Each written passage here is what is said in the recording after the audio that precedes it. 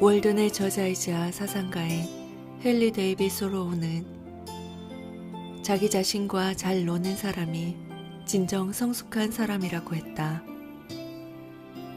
나도 현역에서 은퇴한 뒤 여유가 생기면서 혼자 즐겁게 노는 방법을 찾았다.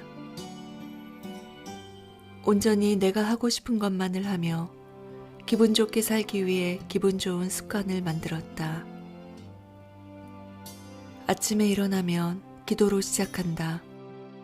아침 저녁으로 몸무게를 잰다. 결혼 전부터 이어져온 습관이다. 몸무게에 변화가 있으면 식사량을 줄인다. 물 한 컵을 마신다. 20분 정도 스트레칭을 한다. 몸매 관리에 도움을 주고 더불어 민첩성을 유지할 수 있다. 스트레칭을 할 때는 아침 뉴스를 틀어놓는다. 스트레칭을 마치고 아침 식사를 한다. 보통 아침에는 산도가 낮은 과일을 먹는다. 달걀과 따뜻한 우유로 단백질을 보충하고 귀리 비스킷도 빠뜨리지 않는다. 오후에는 외출할 일이 딱히 없어도 밖에 나간다. 색을 맞춰 옷을 입고 외출할 준비를 한다. 직장에 출근하듯 적당한 긴장을 유지한다. 적당한 긴장은 심신 건강에 좋다. 혹시 갑자기 외출할 일이 생겨도 돌발 변수가 발생해도 쉽게 외출할 수 있도록 의관을 정지한다. 자세가 흐트러지는 것을 막을 수 있어서 좋다. 귀가 후 정리정돈을 하고 저녁밥을 간소하게 먹는다. 30분 정도 스트레칭을 하고 업무를 본다. 샤워하고 가볍게 로션을 바른다. 화장품 개수도 딱 소량만 두고 정량만 바른다. 자기 전에 기도하는 일도 빼놓지 않는다. 매일 나는 신문을 정독한다. 반려식물을 살피는 일도 게을리하지 않는다. 불필요한 장식품은 그때그때 정리한다. 잡동사니가 없으니 청소도 쉬워진다. 내가 하루에 빠뜨리지 않는 일이 있으니 미사 참내와 산책이다. 미사에 참내하러 가기 위해 정해진 시간에 일어나고 왕복 1시간은 꼭 걸으며 햇빛을 많이 쬐다. 이 모든 루틴이 마음의 평화를 가져온다. 가능한 한 일주일에 책 한 권을 읽는다. 일주일 중 하루는 온전히 남을 위해 시간을 쓴다. 보통 내가 후원하는 기관에 있는 꼬맹이들을 보러 간다. 아쉬운 목소리를 내는 분들의 호소에 귀를 열어두고 돕기 위함이다. 한 달에 한두 번은 전시회에 가려고 노력한다. 시각을 호강시킬 수 있으니까. 또 음악회도 전시회만큼 가보려고 애쓰는 편이다. 청각이 풍요로워지니까. 물론 거리두기가 필요한 시점에는 방역수칙을 준수하여 참석하거나 집에서 즐기는 쪽을 택한다. 내 상황과 처지에 맞는 루틴을 만들어 지켜나가니 인생에 질서가 생겨 매우 만족스럽다. 과부하된 계획을 세우지 않으니 허둥대며 실수하는 일이 줄어든다. 꼭 해야 할 일만 찾아서 짜임새 있는 하루를 보내니 쓸데없는 감정에 휘둘리지 않는다. 요즘은 반복하는 기도의 주제가 하나 더 늘었다. 누군가를 괴롭히지 않고 이 세상을 하직하게 해주시옵소서. 이렇게 나의 노년기 일상의 근무 태도가 완성된다. 결국 가장 중요한 노후 대책은 건강 챙기기다. 나의 존엄성을 지키고 주변인들을 괴롭히지 않고 살아있는 순간까지 생산적으로 살고 싶기 때문이다. 그래서 오늘도 나는 몸과 마음이 건강하게 조화를 이룰 수 있도록 일상에서 일정한 체계와 리듬을 지킨다. 루틴은 몸의 뼈대와 같다. 뼈대가 튼튼하면 일상이 무너지지 않는다. 기분 좋은 습관이 기분 좋은 삶을 만드는 것은 물론이다. 나는 부모님의 강권으로 조언을 했지만 본래 비혼주의자 혹은 만원주의자였다. 막상 결혼하고 나니 모래주머니를 달고 뛰는 듯 고단했다. 일과 가정을 모두 챙겨야 했기 때문이다. 그래서 비혼과 결혼 중 무엇이 더 좋냐고 묻는 이들에게 둘 중 하나를 선택하라고 말하지 못한다. 다만 조심스럽게 제안해본다. 나는 죽을 때까지 비혼이라는 장담은 보류하면 어떨까? 주변 지인들이 가끔 나에게 고민을 털어놓는다. 비혼으로 살겠다는 자식을 어찌하면 좋겠냐고. 나는 이렇게 대답한다. 억지로 결혼시키지 말라고. 자식들 선택에 맡겨보라고.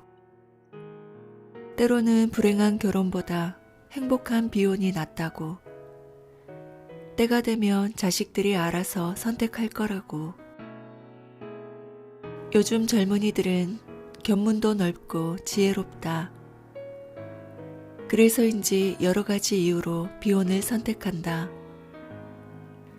취업난과 주거 문제, 자녀 양육 비용 등 현실적인 이유도 있지만 어느 한 가지 때문에 비혼을 선택한다고 콕 집어 말하기 어렵다. 주변 지인 중 종갓집 아들이 있다. 그는 자기 어머니가 1년에 10번, 거의 다달이 기제사를 지내는 걸 보고 비혼을 선언했다. 나는 21세기에 어머니 같은 여자를 찾을 자신이 없고 아버지같이 막무가내로 당당하게 아내에게 다달이 제사를 지내라고 요구할 용기도 없습니다. 이렇게 말하는 아들을 누가 불효자라 말할 수 있을까? 그는 현명하고 사려 깊은 젊은이다. 종갓집 장손도 장손의 아내도 기제사 지내는 일을 즐겁게 할 수 있다면 더할 나위 없이 좋겠지만 그렇지 않다면 결혼 생활이 곧 괴로움일 것이다. 결혼이 무엇인지 객관적인 정의를 되새겨본다.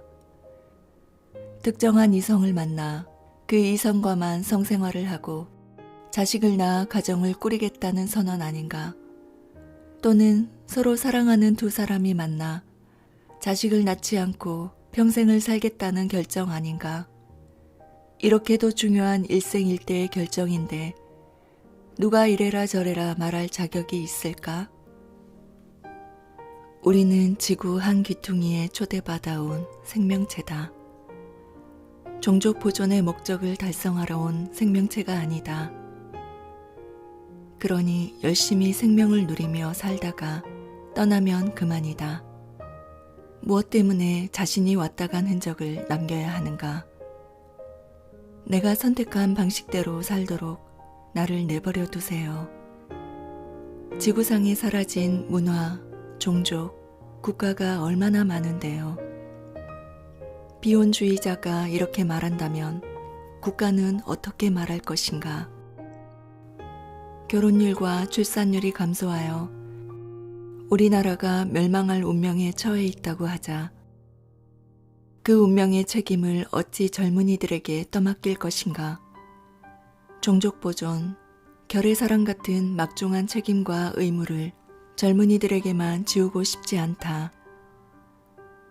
어찌 생각해보면 종족 보존은 인간의 본능이다. 그 본능을 말살시킨 원인을 파악하고 사회가 서로 협력하여 더 나은 세상을 만들어가야 하지 않을까?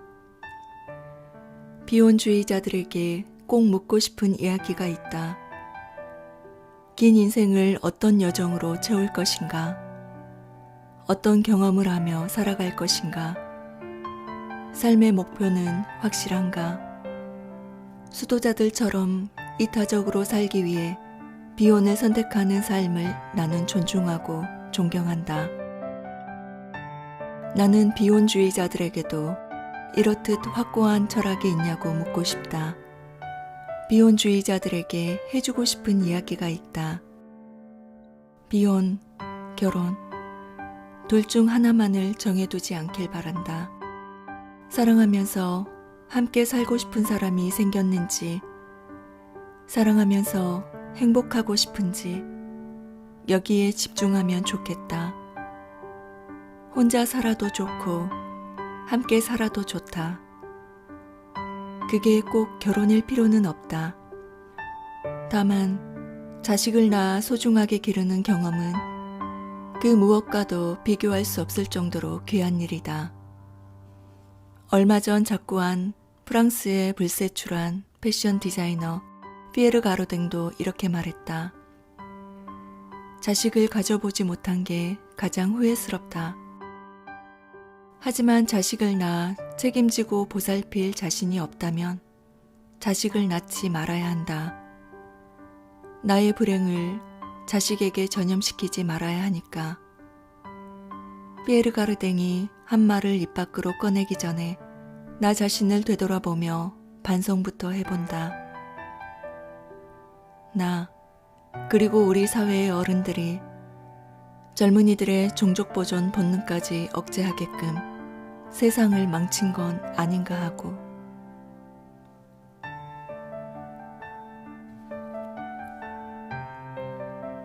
카페 메뉴판에 있는 라떼의 순환 시대다. 라떼는 말이야 라는 말이 라떼는 말이야 라는 말로 변형되어 라떼가 비웃음을 당하고 있는 요즘이다. 라떼는 말이야 라고 말하는 사람은 꼰대가 되어버린다.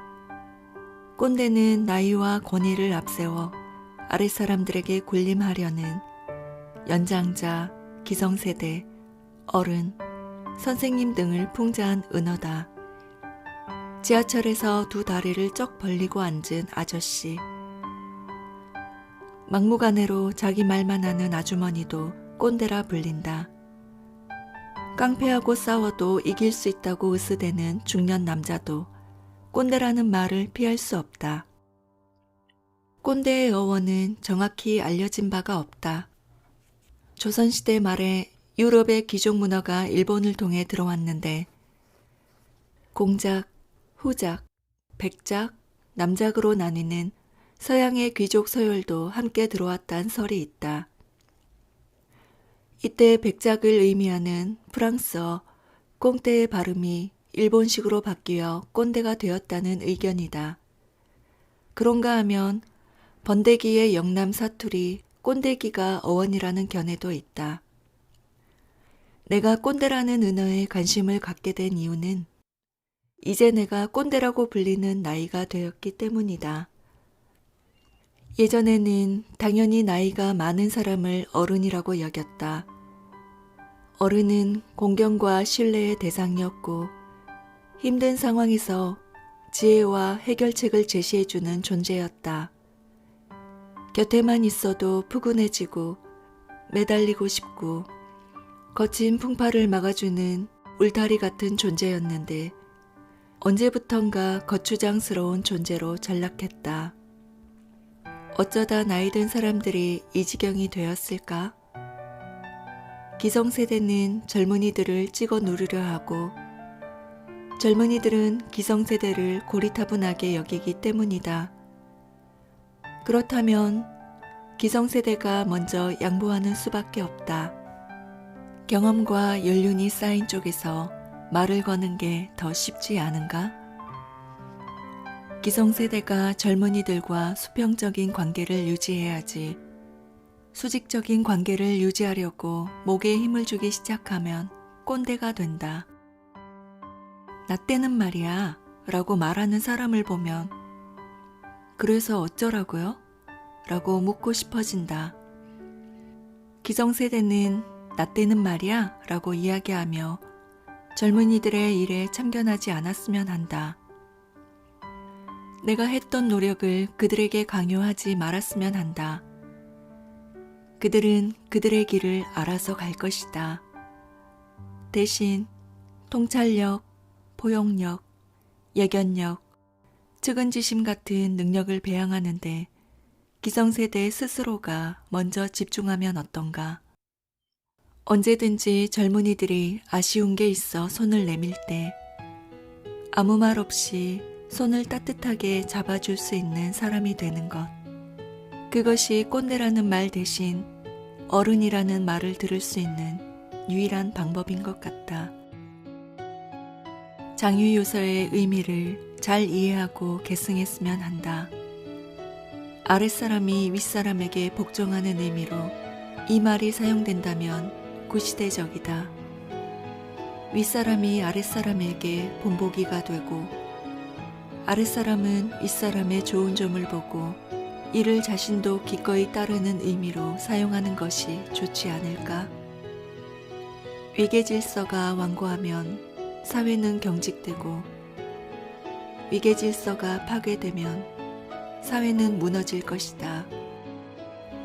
윗사람과 아랫사람이 서로 존중하면 좋겠다는 생각을 해본다. 존중은 동서양을 막론하고 사랑받는 덕목이니까. 초등학교 2학년 때 같은 반이었던 동창과 데이트를 했다. 같은 골목에 살아서 각별하게 지냈던 인연으로 거의 한평생 이어온 우정을 기념하는 시간을 보냈다. 가장 먼저 57년 만에 졸업한 초등학교를 찾았다. 그렇게 넓어 보였던 운동장은 걸리버 여행기의 소인국처럼 작아 보였다. 초등학교 운동장을 거인처럼 큰 폭으로 걷다 보니 초등학교 때의 기억이 수채화처럼 퍼져나갔다. 내가 초등학교 2학년 때 4.19 혁명이 일어났고 초등학교 3학년 때 5.16 군사정변이 일어났다. 어릴 때라서 당시엔 4.19 혁명과 5.16 군사정변이 무엇을 의미하는지 몰랐지만 가방을 챙겨 빨리 귀가하라고 말씀하시는 담임선생님의 어두운 표정을 보며 두려움이 엄습했던 기억이 난다. 이웃 아주머니들과 친정어머니가 나누시는 이야기를 귀를 쫑긋거리며 귀동냥해 보았지만 자세한 내막을 알지는 못했고 지금 뭔가 무서운 일이 벌어지고 있음을 알 수 있었다. 어린 시절에 겪은 이런 경험은 내 안에 두려움을 만드는 요소로 작용했다. 두려움의 감옥에 갇혀 살다가 40대 초반이었을까? 내 가슴에 묵직하게 또아리를 든 두려움과 씨름을 할 때 유지 크리슈나무르티의 책을 읽다가 이런 문장을 발견했다. 두려움은 내 마음 안에 있다. 내 마음 바깥에 있는 게 아니다. 문득 깨달았다. 내 마음의 감옥에 갇힌 나를 누군가 꺼내줄 수 있는 게 아니라 내가 스스로 감옥에서 나와야 한다는 사실을. 내 마음 안에 손잡이가 있기에 그 손잡이를 내가 직접 돌리고 나와야 한다는 냉정한 현실을. 내 마음 바깥에 손잡이가 있다면 타인의 도움을 받을 수 있지만 안타깝게도 현실은 정반대라는 것을. 내가 가진 두려움을 스스로 떨쳐버릴 때 비로소 어른이 된다는 것을. 친구와 운동장을 둘러본 뒤 내가 결혼하기 전 살던 동네를 찾아가기로 했다. 무거운 책가방을 들고 귀가할 때는 멀게만 느껴졌는데 오랜만에 만난 벗과 밀린 이야기를 하다 보니 단숨에 고향집에 도착했다. 46년 전까지 부모님과 함께 살던 집이었지만 지금은 내가 모르는 다른 분이 거주하고 있었다. 사는 사람은 바뀌었지만 집의 모습은 거의 그대로였다. 고향집이 그 자리에 그대로 있어주니 얼마나 고마운지 반가운 마음에 코끝이 찡했다. 그리움과 애틋한 감정에 한동안 말을 잃었다. 저 안식처를 가족에게 제공하기 위해 부모님은 얼마나 많은 두려움이라는 장애물을 넘으셨을까. 어릴 때는 부모님 마음도 모르고 부모님은 전지전능하신 줄 알고 나는 조르고 요구하기만 했었다는 사실이 부끄러웠다. 갑자기 부모님에 대한 그리움과 함께 못생겼다는 컴플렉스를 극복하지 못해 항상 천방지축 뒤로고 안달했던 딸에게 해주셨던 아버지의 가르침이 떠올랐다. 선한 의지를 갖고 최선을 다한 거기까지가 자신의 몫이다. 진정한 용기는 눈앞의 현실을 직시하며 회피하지 않는 것이고 자신의 과오를 인정하고 반성하며 자신의 한계를 인정하는 것이다. 어떤 상황에서도 발끈하며 반응하지 말고 사태 판단을 지혜롭게 한 뒤 대응하는 게 현명하다. 생활이 어려운 이웃은 꼭 보살펴줘라. 돈이 사람을 쫓아오게 해야지 사람이 돈을 쫓아가면 치사해진다. 인간의 가장 귀한 가치는 지고지순한 사랑이다. 어려운 집안의 장남으로 태어나 소년 가장으로 사셨던 아버지의 삶에 대한 자세를 떠올리니 그제야 그 옛날 아버지가 하셨던 말씀이 가슴에 와닿았다. 미국의 시인 헨리 위주어스 롱펠로의 에반젤린과 기드 모파상의 진주 목걸이를 읽어보라고 권해주시며 삶의 가치를 물건이나 세속적인 데 두지 말고 좀 더 높은 곳에 두라고 일러주셨던 분이 나의 아버지셨다. 문득 아버지께 용서를 구하고 싶다. 동서고금 어느 성현의 말씀보다 더 좋은 훈계를 듣고 자랐건만 그 가치를 모르고 천방지축이었음을 용서하여 주십시오. 인생을 비디오 테이프처럼 다시 뒤로 돌릴 수 있다면 얼마나 좋을까. 내 삶의 좌우명이 된 기도문을 반복해서 되뇌며 고향집에서 발길을 돌려 현실로 돌아왔다. 바뀔 수 없는 것은 받아들일 수 있는 평온을, 바뀔 수 있는 것은 바꾸는 용기를, 또 그 둘의 차이를 구별하는 지혜를 주시옵소서. 하루하루 살게 하시고 순간순간 누리게 하시며 고통을 평화에 이르는 길로 받아들이게 하시옵소서.